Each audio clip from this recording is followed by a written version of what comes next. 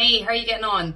Today I'm going to have a quick chat to you about how it is that your anxiety is affecting you and mentally. If you don't already know, my name is Vicky Kiernan. I am a mindset coach and anxiety specialist, and I help mothers get rid of their anxiety so that they can restore their sleep and build their unshakable confidence. So just to dive straight into it today, the anxiety and the effects that it has on your mind.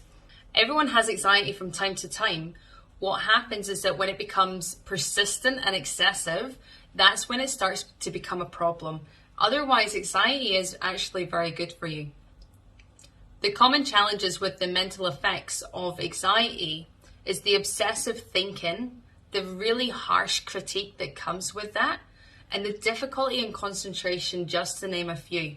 The thing that when we obsess about these things, when we are continuously obsessing over it, we create fear. And then we attach this fear onto other things. So for instance, social anxiety, driving, going out into public places. The thing about the anxiety is that when we obsess over it, we create a fear and we attach this fear onto other things. For instance, the first time that you ever had anxiety, you weren't scared to go out into public, I'm quite sure, or you weren't scared to go driving, or you weren't scared to be alone. But as the anxiety grew and it persisted and exaggerated and became so much bigger now than what it used to be, we fear things such as simple daily routines of going to the shop on your own, driving down the street, social anxiety, going to work. These are all very common things that as the anxiety has grown, we've attached it onto. And there's many other examples also, of course. So what does this mean for you? It's actually a really good thing, because when we think about anxiety, when I'm working with my clients, is that what always is the case is that you are thinking a thought, and as you think that thought, it becomes a feeling, and then it goes back to a thought again, and it becomes back to a feeling.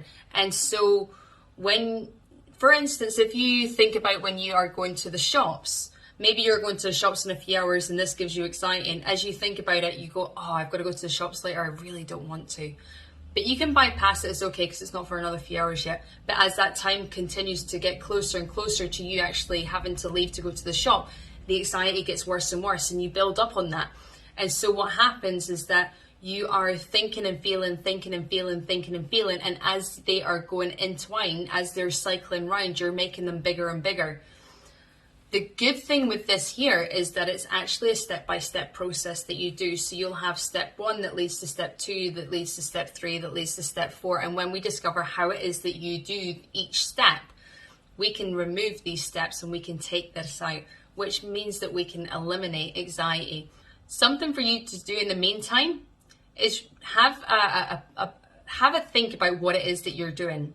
So what happens in order for you to first feel anxiety? What's the first thing that happens?